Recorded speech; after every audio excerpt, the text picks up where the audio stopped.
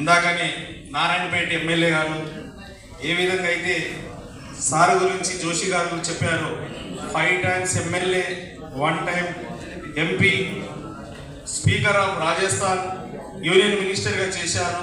అంత పెద్ద వ్యక్తి ఈరోజు డిస్ట్రిక్ట్ కాంగ్రెస్ కమిటీ సెలక్షన్లో వచ్చారంటే చాలా సంతోషం. కావున మళ్ళొకసారి వారికి హృదయపూర్వకంగా ధన్యవాదాలు.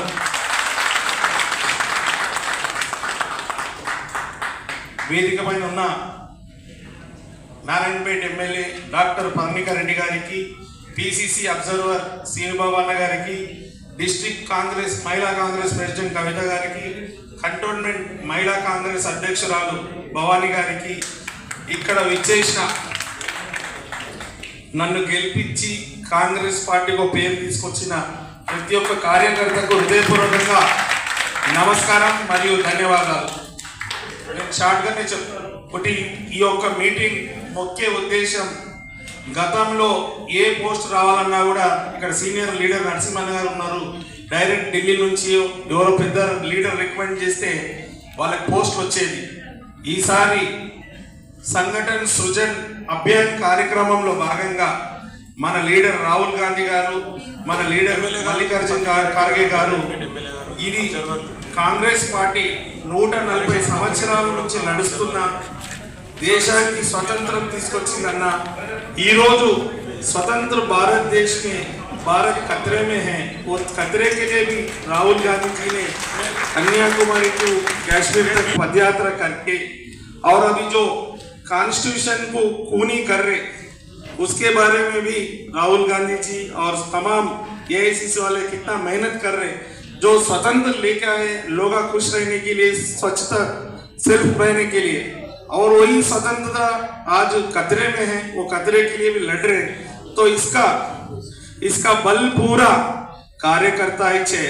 वो कार्यकर्ता को प्रेफरेंस देने के लिए राहुल गांधी जी ने जो भी पोस्ट किसी को भी दिए तो कार्यकर्ता का वॉइस होना चाहिए, उसको पोस्ट मिलेगा। उसी वजह से आज इस मीटिंग भी कॉल पर करें। ये बी ब्लॉक से सभी लीडरों को स्वागत कहते हुए, आप लोग भी, आपको डिस्ट्रिक्ट कांग्रेस कमेटी प्रेसिडेंट कौन होना आप डायरेक्टली बोल सकते। ये कंटोनमेंट कॉन्स्टिट्यूंसी होने से भी मैं भी अप्लाई करा ये पोस्ट के लिए, मेरे को दे बोल के नहीं बोल रहे। If I am capable of handling district, मुझे मेरे बारे में बताइए, नहीं तो आपको किसको कौन करे तो कांग्रेस पार्टी को स्ट्रेंथन करेगा, आने वाले चुनाव में जिताएगा, सबको साथ में ले जाएगा, उनका नाम दीजिए।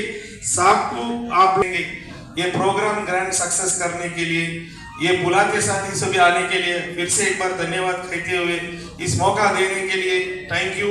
और साथ के साथ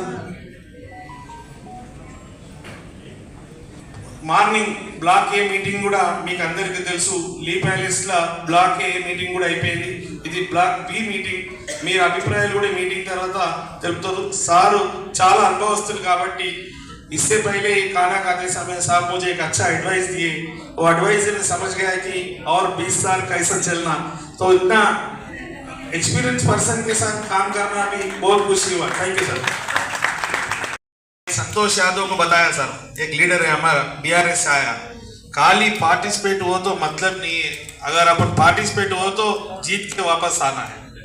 आज भी साहब ने भी इतना तजुर्बा से बताया, अपन जितना दिन काम करे वो जरूरी नहीं है, काम में कितना तरक्की ले आए, काम में कितना रिजल्ट लेके आने बोल के बताए, उसके लिए धन्यवाद। और सबसे बड़ी चीज है, मैं सबको दिल से आज साहब के सामने बोलना चाह रहा हूँ, जो भी एमएलए बना, जो भी एमपी बना, चुपके ही नहीं बनते, उनको भगवान ने कुछ शक्ति देते, कुछ हार्ड वर्क से बनते। जो दिखते सामने बात करे खाली वही गणेश नहीं रहता। गणेश बना बोलो तो पूरा इंफॉर्मेशन रहता। 232 बूथा है, ये 232 बूथों में कौन कौन कितना काम कर सकता, कौन कितना वोट डला सकता, कौन अपने लिए काम कर रहे, कौन पढ़ाई के लिए काम कर रहे, कौन रूमर्स फैला रहे, कौन सपोर्ट कर रहे, ये सब लीडरों को पता रहता। लोग सोचते साहब जैसे बताया, आज मैं बताना चाह रहा हूँ क्योंकि आप लोग भी बड़ा नेता बनना, आप लोगों को भी जब भी कांग्रेस पार्टी मौका दिए तो आप लोग जीत के आना।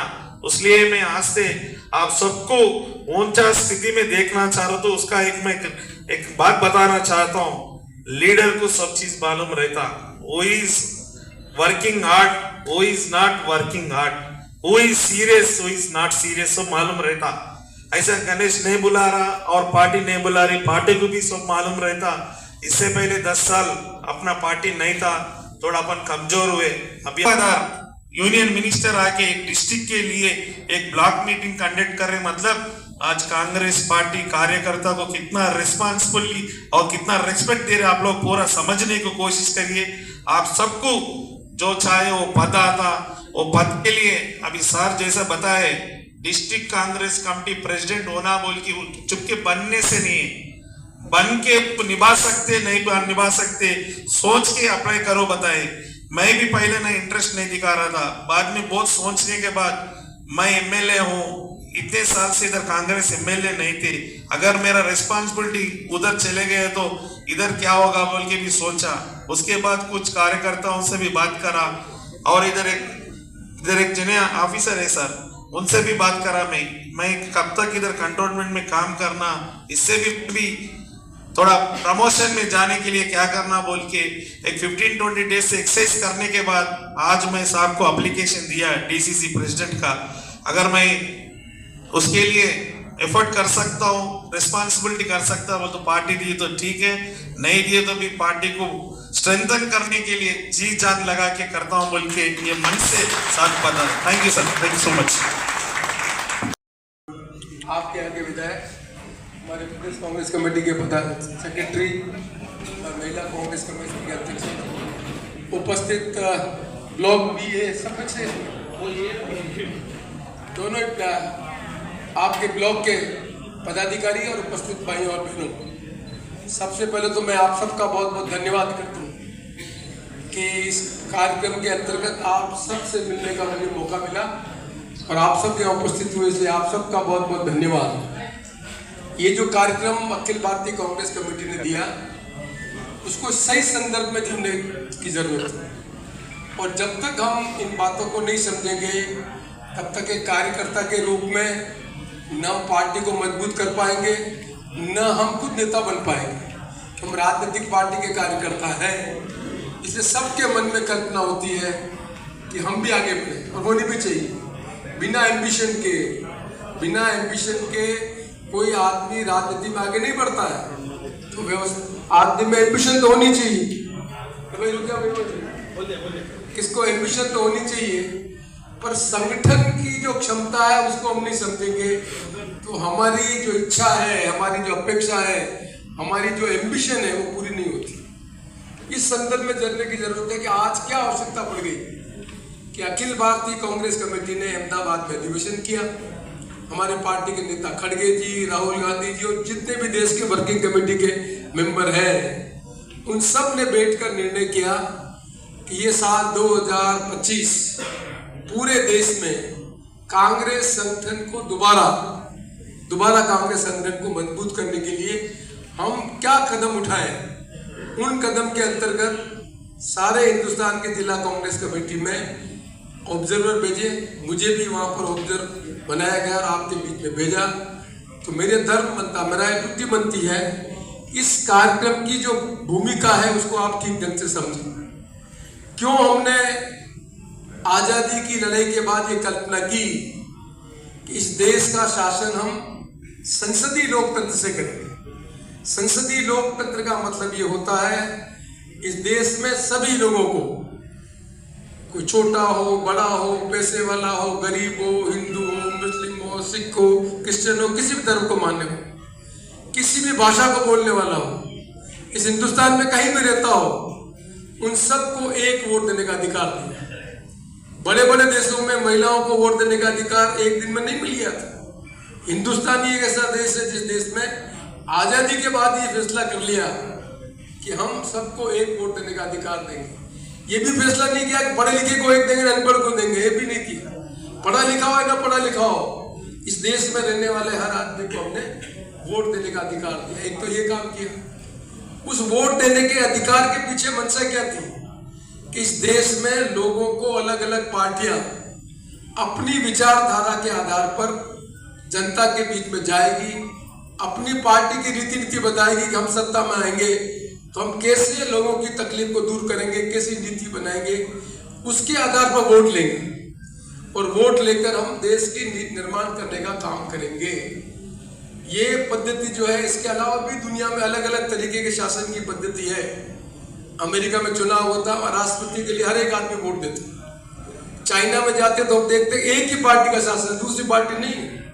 हमारे देश में जब आजाद हुआ देश, तभी हमारी पार्टी के नेता फैसला करते कि हम दूसरी पार्टी को नहीं, एक ही कांग्रेस पार्टी रहेगी, तो कांग्रेस पार्टी रहती। पर हमने नहीं, हमें मालूम है कि नहीं, इस देश में जो विविधता है उस विविधता को साथ लेकर यदि हमें आगे बढ़ना है तो सबको साथ लेना पड़ेगा। अब यदि एक वोट यदि अमेरिका का तरीके का वोट होता तो पता क्या होता, पता आपको? तेलंगाना में जितना वोट है उससे कई गुना वोट तो बिहार में ज्यादा है। फिर बिहार के वोट ले लो, आप आंध्र प्रदेश के वोट ले लो, भाई किसी का वोट नहीं चाहिए। जो पार्टी यही वोट लेगी वही राष्ट्रपति बन जाता, देश एक नहीं रहता। इसलिए हमने संसदीय लोकतंत्र में एक संसदीय क्षेत्र में एक लोकसभा सीट में लगभग 18 लाख वोट देश की हर पार्लियामेंट्री सीट में, हर सीट में, चाहे उत्तर प्रदेश हो, चाहे राजस्थान हो, चाहे कहीं भी, उन संख्या के आधार पर सांसद होते हैं। आज यदि मैं राजस्थान से आता हूं तो हमारे यहाँ 25 सांसद जीत के जाते हैं। उत्तर प्रदेश में जाएंगे, उत्तर प्रदेश में ज्यादा से जीत के आएंगे। बिहार में जाएंगे तो अलग संख्या है। आप आंध्र प्रदेश और तेलंगाना सम्मिलित था तो संख्या सबसे ज्यादा आंध्र प्रदेश तेलंगाना थी। तो ये जनसंख्या के आधार पर हमने संसदीय क्षेत्र में चुने हुए लोग जाकर लोकसभा में दिल्ली की सरकार बनाई थी। इसी तरह से विधानसभा में भी हर प्रदेश में मोटे तौर पर जो प्रदेश की संख्या है उसमें जितने आदमी चुनने उसका भाग दे दो, उतनी विधानसभा की संख्या के मतदाता हर क्षेत्र में। ऐसा नहीं कि एक जगह 5 लाख है, दूसरी जगह 1 लाख, ऐसा नहीं। मैक्सिमम जहां बदल सकती है। जब डिलिमिटेशन होगा अब तब बराबर हो जाएगी। जब भी डिलिमिटेशन के पीछे मतलब ही होती है, जनसंख्या बढ़ी उसके हिसाब से सीट नहीं बढ़ती है तो उसको एडजस्ट कर लेते। सीट बढ़ती है जनसंख्या के आधार पर विधानसभा की सीटें भी बढ़ती है, घटती है, ये एक परंपरा है। पर इसमें सबसे मोटा बात क्या है कि वोट देने का अधिकार और वोट लेने का काम राजनीतिक पार्टियां करती है। हम कांग्रेस पार्टी के कार्यकर्ता हैं, हम कांग्रेस पार्टी के जिला अध्यक्ष हैं, हम जिला कार्यकारिणी के मेंबर हैं, हम ब्लॉक कांग्रेस कमेटी के अध्यक्ष हैं, ब्लॉक के हम कार्यकारिणी के मेंबर हैं, डिवीजन के हम हैं, बूथ के हम हैं। यही तो लोग मिलकर वोट मांगते हैं। वोट मांगने नेता तो एक बार भाषण दे जाता है, बूथ पे आदमी कौन काम करता है? कांग्रेस का कार्य काम करता है। यदि बूथ का कांग्रेस का कार्यकर्ता मजबूती से काम करे तो पार्टी नहीं आनी चाहिए, नहीं आनी चाहिए। मैंने वो भी कहा कि आज तेलंगाना में कांग्रेस पार्टी का शासन है, पर जब विधानसभा में चुनाव हुए तो इस क्षेत्र से तो कांग्रेस नहीं जीती थी। 23 विधानसभा में एक भी सीट नहीं जीते, 23 विधानसभा एक विधानसभा। मैंने पूछा पवन को, अभी पूछा मैंने कि भाई जब तेलंगाना बन रहा था तो आंदोलन सबसे ज्यादा कहाँ हो रहा था? हैदराबाद में हो रहा था। सही कह रहा हूँ मैं? सबसे ज्यादा आंदोलन हैदराबाद में हो रहा था। तेलंगाना किसके समय में बना? कांग्रेस के समय में बना। फिर कांग्रेस पार्टी इतनी कमजोर हो गई कि हम एक भी एमएलए सीट नहीं जीत पाए इस बार।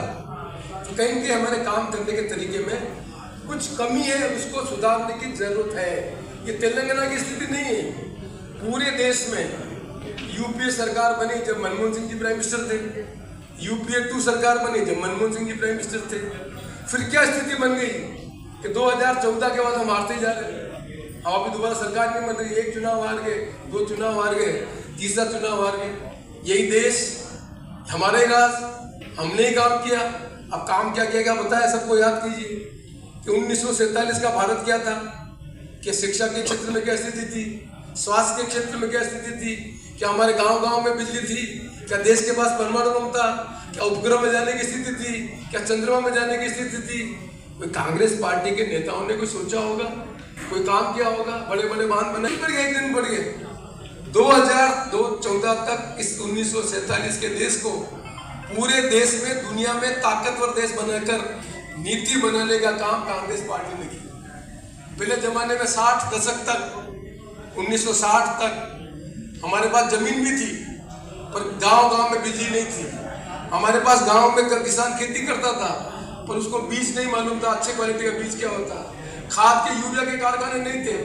हमने ये सब काम करके बताया, और आज दुनिया में, हमारे देश में भी हम पूरा खाद्यान्न देते हैं, और दुनिया के बाहर देश में भी हम खाद्यान्न देते हैं। अभी कोरोना आया था, सारे दुनिया में कोरोना आया था। इंजेक्शन तो अमेरिका ने नहीं बनाया, अन्य तो इंग्लैंड ने नहीं बनाया, रशिया ने नहीं बनाया, चाइना ने नहीं बनाया। कांग्रेस पार्टी ने कोई काम किया होगा, कोई वैज्ञानिक नीति बनाई होगी, कोई लेबोरेटरी बनवाई होगी, कुछ काम किया होगा, तब हिंदुस्तान के विज्ञान के लोगों ने कोरोना का टीका बनाया। न केवल अपने देश में, दुनिया के लोगों को भी हमने टीका भेजा कि कोई तकलीफ हो तो ये काम करो। एक दिन में हो गया, 2014 में हो गया। ये सब काम हमने किए हैं। चंद्रमा में जाने का काम हमने किया, परमाणु बम हमारे पास है। ऐसा कोई चीज हमने काम नहीं है।